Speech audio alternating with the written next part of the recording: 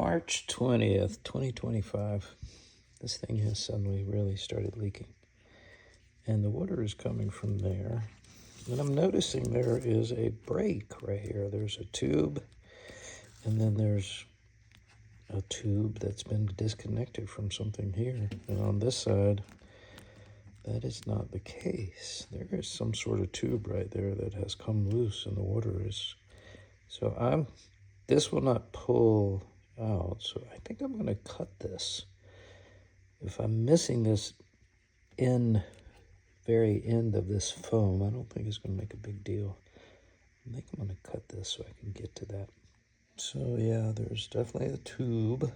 There's definitely a connector, and it has slid down in there. So we'll probably need either some adhesive or a clamp.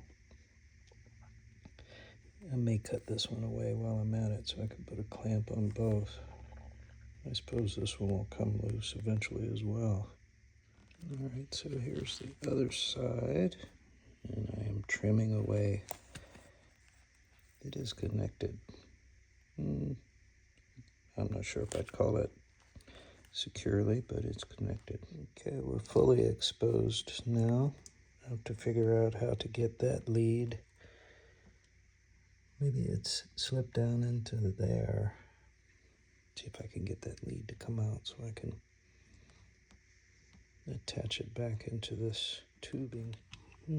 Let's have a quick look in here and see how that tubing looks. Now those screws are a bit tricky to get out, and this is not super interested in pulling off. So I've got to see if I can get in there. I might be able to just push up without having to pull those components loose. That's the intake that's free there. Or that's the return. Can't get a very good clear look at it with this camera.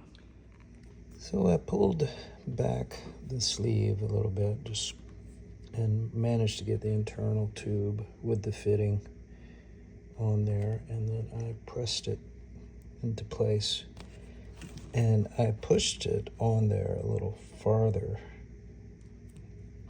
than they may have originally had it, and I think I'm going to push this one on a little farther.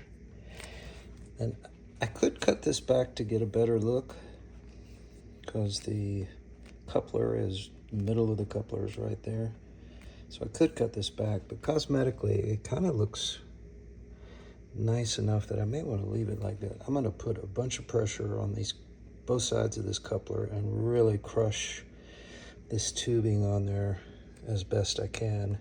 See if that will last. If it doesn't last, then I'll go ahead and cut this back farther and see about putting some adhesive on there to more permanently hold it. But for now, I'm just going to press it on there really hard.